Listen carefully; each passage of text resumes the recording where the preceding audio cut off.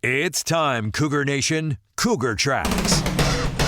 The best season analysis with BYU insider Mitch Harper on KSL NewsRadio and on video every day on the YouTube page for KSL Sports.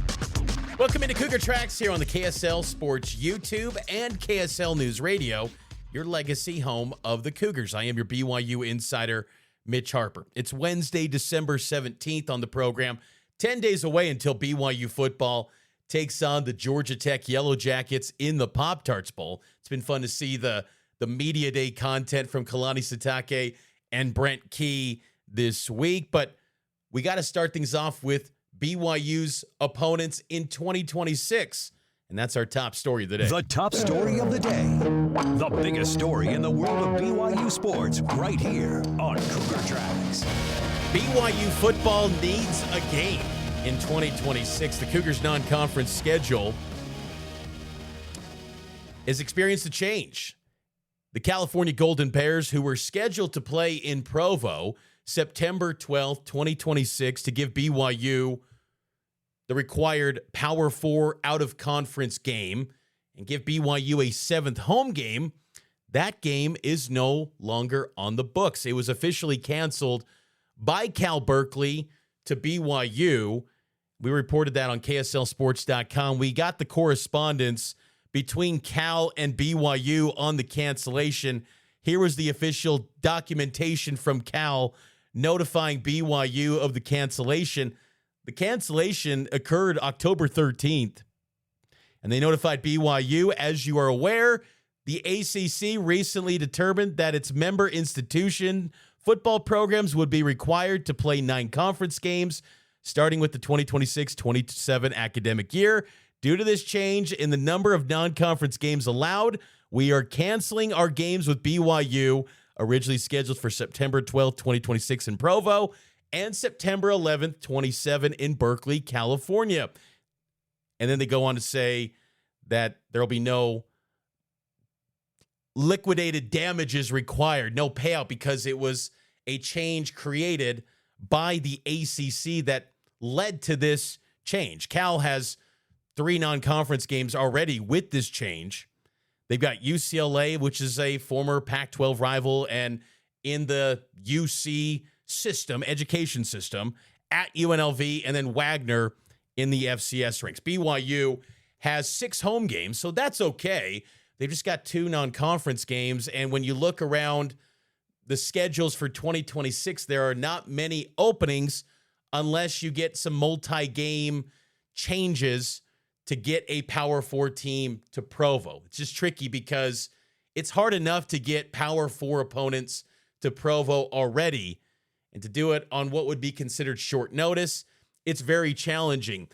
But this will be very interesting to see what BYU AD Brian Santiago and BYU can put together for this schedule. This is one of those moments where BYU needs to hit up Dave Brown, old gridiron scheduling executive. Hey, Dave, help us out with some scheduling here because BYU is in a little bit of a pinch.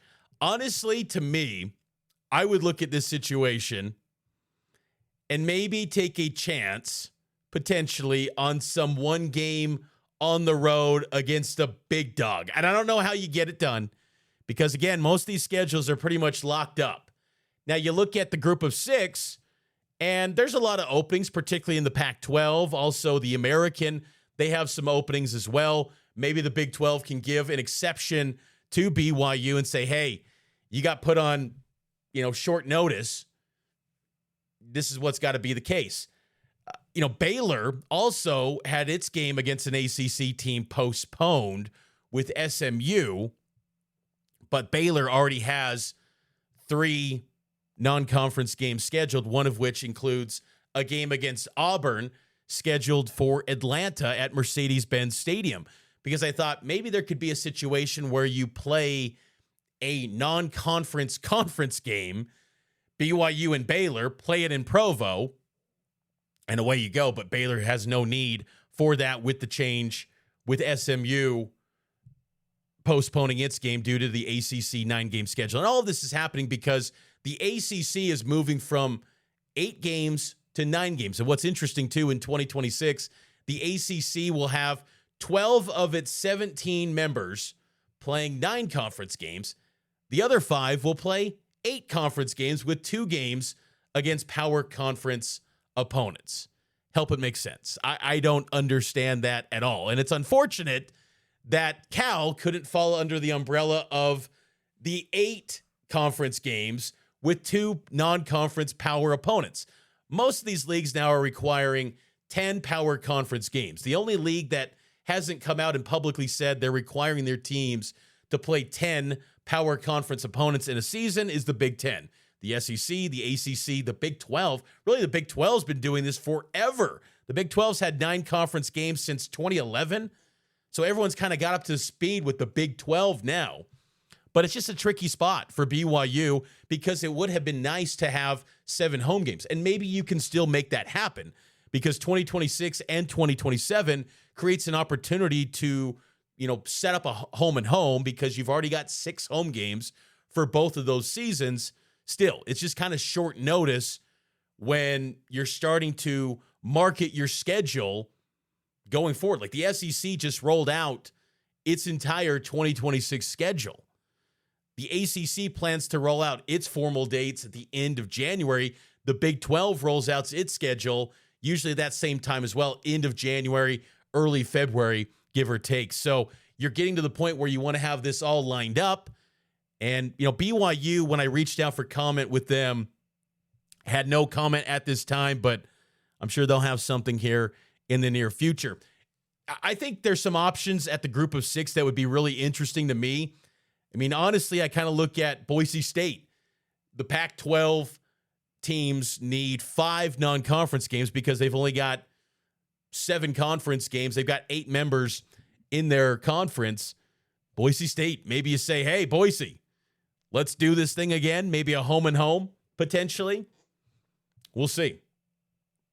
But BYU and Cal is not going to happen now in 2026. And it's unfortunate, too, because I think that would have been a great game in terms of the quarterbacks.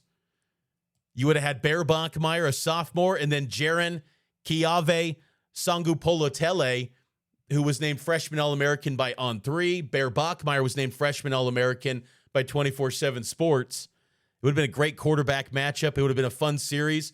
Remember BYU and Cal? 2018, BYU lost. That was Kalani's 3rd season on the heels of upsetting Arizona. Then they lose to Cal. 2014 was one of the great moments in the independence era where BYU gets a win to cap off that regular season, and Bronco is crowd surfing in Berkeley. BYU beat Jared Goff on Pac-12 Network.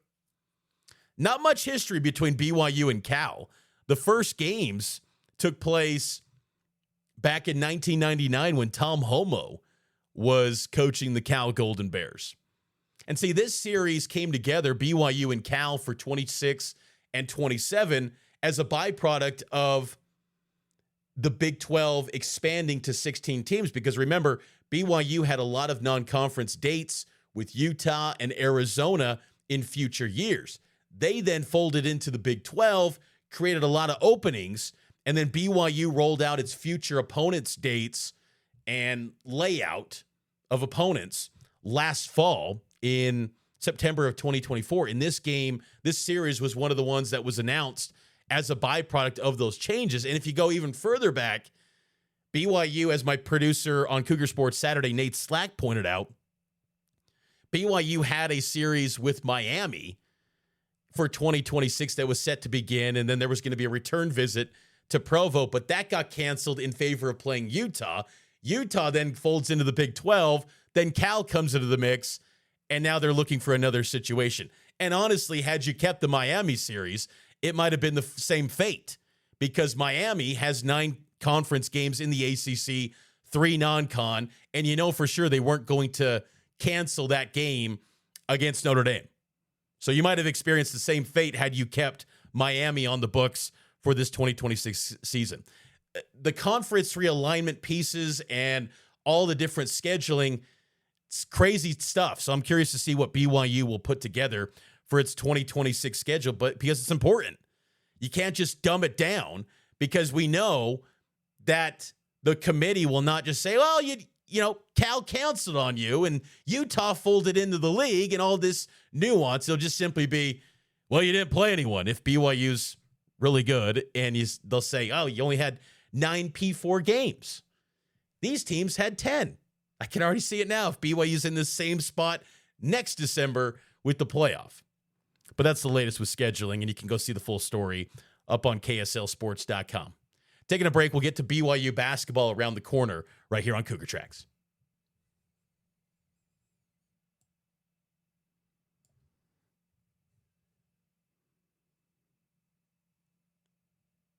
Welcome back into Cougar Tracks here on the KSL Sports YouTube page. Every day, we're live talking BYU sports with you to give you the latest insight and analysis into BYU athletics. And if you haven't done so already, subscribe to the show. Leave a 5-star rating on all the audio podcast platforms. And if you're watching on YouTube or the KSLSports.com page, appreciate you for watching. Subscribe, like this video, helps out the show a ton.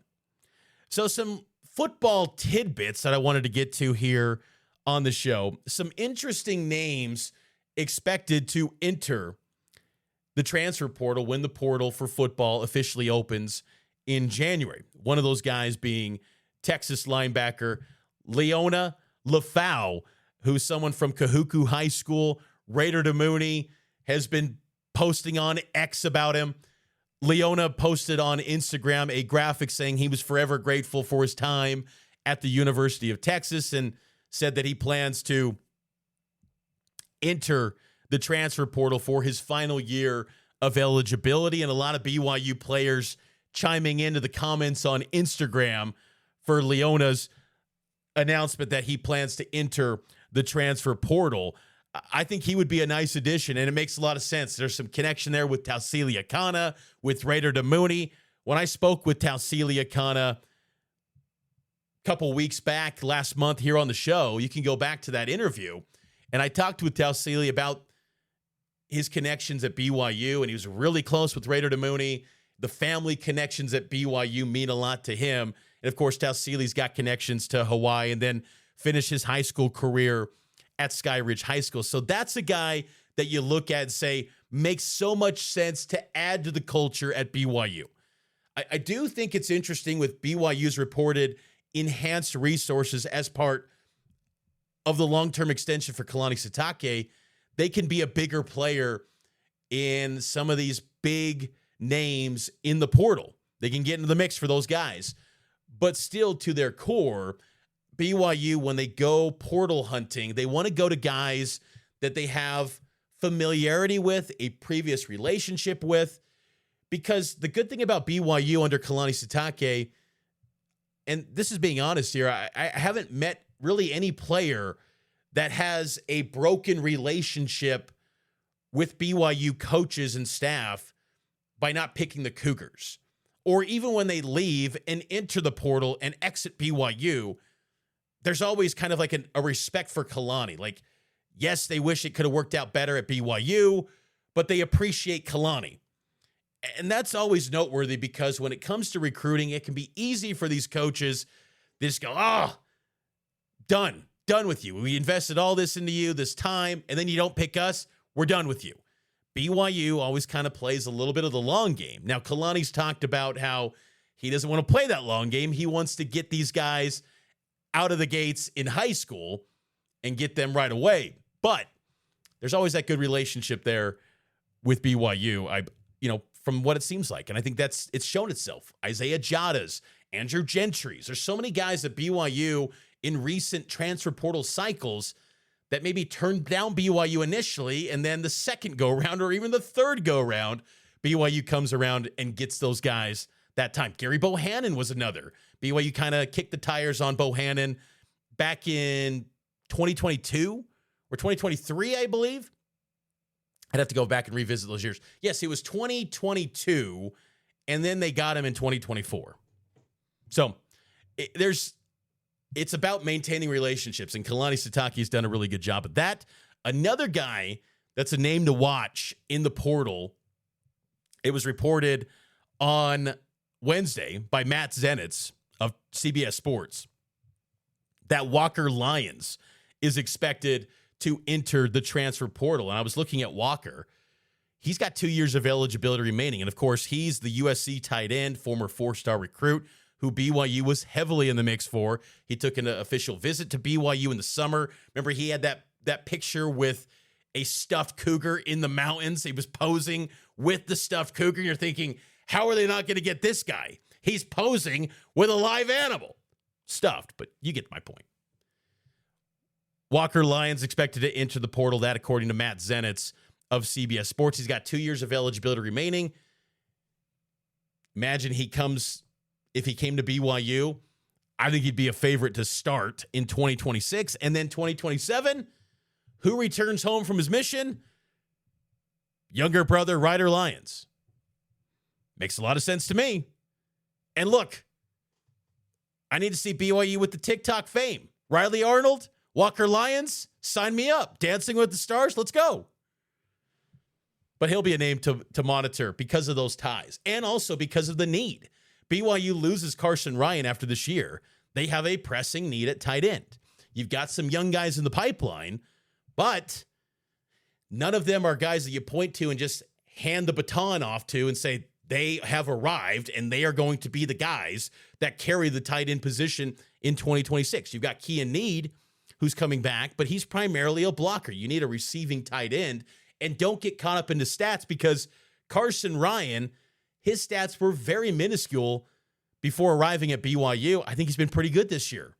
I still think there's more production that you'd like to see from the tight end spot, but I think BYU revived that position for the first time since being in the Big 12, where that position was a threat in the passing game because the first 2 years, it just simply wasn't. And I think Walker Lyons, if he did choose BYU, again, it's reported that he's going into the portal or expected to go into the portal. BYU would make a lot of sense for Walker Lyons. So that'll be one to keep tabs on. Going to the NFL, some news about former BYU quarterback Zach Wilson. Well, maybe lack of news is probably the better way to put it. Miami Dolphins are reportedly going to bench Tua Tagovailoa, former Alabama star, NFL veteran. He's getting benched. It's been a mess in Miami. And instead of turning to Zach Wilson, the Dolphins are expected to turn to Quinn Ewers as their starting quarterback. Such a bummer because I still think Zach's got a little bit of juice to him, man. I think he's still got the ability to make it happen. But sometimes you just don't get the opportunities. Wilson, of course, signed a one-year deal worth $6 million. He hasn't started a game in the NFL since 2023. He really hasn't played meaningful snaps in the NFL since 2023 when he's with the New York Jets. Isn't that crazy to think about, too? Only 2 years ago, he was with the Jets. Honestly, in my mind, it feels like that was 4 or 5 years ago. I know he's only been in the league since 2021, but the time between his stint with the Jets and to now, it feels like it's been a lifetime. Last year, he was with Denver, didn't play in a game. This year with Miami, he's had 3 game appearances, but very minuscule number of reps. I hope it works out for Zach Wilson and that he can get maybe another opportunity somewhere. Maybe he's a career backup. I don't know. But Zach Wilson, to me, is still one of the great talents in BYU football history at the quarterback position. And it's just a bummer that this felt like maybe that window, that opportunity late in the season for Miami to get an audition, say, this is your guy. Instead, they're going with the 7th rounder, former Texas Longhorn star Quinn Ewers as the starter. So kind of a bummer to not see Zach getting that reported start in Miami. Let's take our final break. On the other side, BYU basketball crushes Pacific. We'll hit on that next.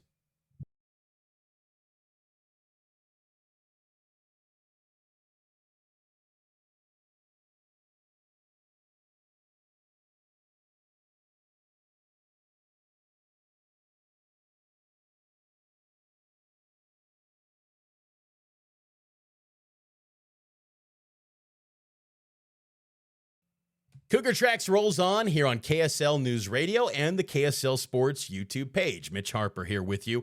BYU basketball crushed Pacific, the Cougars now have a 7-game win streak. They're 10-1 overall this season. They hammered Pacific 93-57. And oh, how the times have changed since BYU's days in the WCC. We talked about it yesterday here on the show. But clearly, this is no longer the BYU of the WCC days. What was showing up last night at the Marriott Center against a Pacific team that I thought was actually much better than UC Riverside, probably going to be better than Abilene Christian, better than Eastern Washington. Like, it was a pretty well-coached team. Even Kevin Young pointed to that. They've got an excellent head coach who's won titles in Canada and been a really good player. But still, BYU has leveled up in such a big way from their days in the WCC that you don't even recognize the BYU of old to now. And Pacific's AD, Adam Schuer, he went to X, and I'll admit, I missed his original post because, one, I'll chalk it up to X's new algorithm just hammering the chronological timeline. It doesn't even, it's not even chronological anymore. I don't know how people keep up with it anymore. I still hop on, but it's just crazy. So I missed this last night. I see it this morning. And Jake Hatch of the KSL Sports Zone, he captured the screenshot. Adam Schuer, the AD at Pacific, he wrote this. Tough one for Pacific men's basketball tonight. Good scheduling lesson for the future in this funny money age we're in. No point in playing this game at all. You're not even playing a basketball team, just walking bags of cash. How about that? Coming from an AD just referring to BYU as walking bags of cash. He then followed that up. He deleted that post, first off. He then followed it up and said on X, fair enough, BYU fans. I'll call mercy. My tongue-in-cheek tweet was not meant to offend. You all are a beast, and credit where credit is due. Simple economic realities of playing any top 10 team is something I think all of D1 has to contend with considering scheduling moving forward. Call it a mea culpa. I have a lot of respect for all your guys' passion, and it really was not meant to offend anyone, which it clearly did. Hate to think anyone would have taken it that way. When we refer to a team just solely as bags of cash, like, I think BYU gets a little more sensitive about this than other places. I've often said that BYU should absolutely lean into this narrative that BYU is just bags you and they've got endless streams of money. Like, whether it's true or not, because again, BYU's private, whether it's true or not, lean into it. Let everyone believe you are just bags you. You've got endless money. Sure, let them believe that. Let them believe that. And look, BYU has an expensive roster. Don't get it twisted. This is one of the most expensive rosters in college basketball, but still, there's a limit to everything. You can't get an entire roster of AJ DeBonsas on the team. But just to simply call them walking bags of cash, like, come on. I thought that was a little bit extra, honestly, especially when you consider you got to coach these guys, and they're an incredibly well-coached team.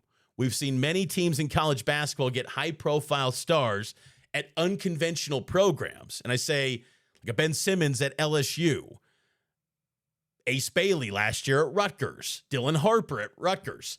Programs that you're not typically seeing the 5 stars roll through. Doesn't always work out.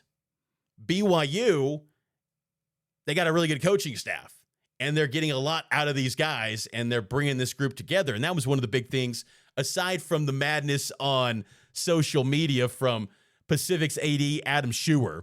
BYU just hammered this Pacific team. And look, it wasn't always easy. Pacific, to their credit, cut it down to 9 points. So they cut it down to 9 against the walking bags of cash, and then the walking bags of cash let their money speak. They go on a massive run and just pull away. BYU beats Pacific by 36 points. DeBonsa, 23 points for him. Richie Saunders, game high, 24. Rob Wright, 22. How incredible is it that BYU's got 3 guys that can single-handedly beat a team by a dozen? Those three scored 69 points. Pacific as a team, 57. Some interesting stats in this game. Pacific, 0 made free throws. 0 for 3 in the game. BYU, 24 of 27. BYU's full court press, too, like three quarters press, that was working quite well. I thought it was amazing that BYU forced Pacific into a 10-second violation. I'll admit, I can't remember many games where there's a 10-second violation, especially in the first half of a game. That never happens in college basketball. Maybe late in a game when a game's on the line, nerves start to happen, and players get nervous. Sure, that happens. But BYU's defense, I think that's one of the big stories here. The offense, they can fill it up, especially that big three. But defensively, BYU's knocking on the door of being a top 10 team in adjusted efficiency metrics defensively. And again, I continue to bring that up because that's the makeup of a national title contender. You have to be elite on both ends. They're elite offensively. We knew that going into the season. But defensively, it's showing up, even against Clemson. I think that second half against Clemson really turned the corner for this team defensively. And they've had other good stretches, Wisconsin. But I think that since the second half against Clemson, BYU's defense is playing outstanding. And now look, the competition, Pacific, UC Riverside in the next two games, light. But I'm pretty confident and optimistic that BYU can maintain this level of defensive play. Maybe not every night in the Big 12, but I think they're going to be a really tough out every single day in the Big 12. AJ DeBonza continues to just shine for BYU. 23 points, 8 of 14 from the field, 10 rebounds. First double-double for AJ. And I loved Kevin Young's comparison to Ben Simmons, where you have a playmaking guard and he can get you out in the run and find the open guy and get it to the playmakers. AJ is a team guy, man, and the chemistry that you're seeing between him and his teammates, it's continuing to evolve. I love that play where he passes between the legs to Richie Saunders. It's things like that. You don't make that sort of move when you don't have a chemistry with a player. You're going to go with the more traditional pass, not going to go between the legs. That chemistry is evolving with AJ and this big three and the rest of this team at large. Alexei Kostic coming off the bench. He didn't play in this one. He had a big game against UC Riverside. He was battling an illness. But Tyler Moross, we were talking about him yesterday. He stepped up 15 points, 4 of 4 from 3. I also liked what he provided, getting some loose balls, getting active in the passing lanes. I thought Tyler Moross had a nice game. Now, will it carry in Big 12 play? We'll see. But it was a moment where he said, okay, you can do this. You can knock down some threes as we've expected you to do. And he did that against Pacific. So I thought that was a breakthrough performance for Moross. BYU's second unit, I still have some questions about outside of Hadim Boop. Outside of him, what can you realistically expect every single night from these guys? But in this lighter stretch of the schedule, I think it's good that these guys are giving you some moments to say, hey, if called upon, I can help you out. But it needs to be stacked days, as Kevin Young likes to say, in order for you to feel a little bit more confident about this second unit. But I think they're coming together well. Keba Keita, only 19 minutes in the game, 2 points for Keba Keita. Kennard Moo Davis, 2 points, 1 of 10, 0 of 7 from 3. BYU as a team knocked down 11 of its 28 three-point attempts.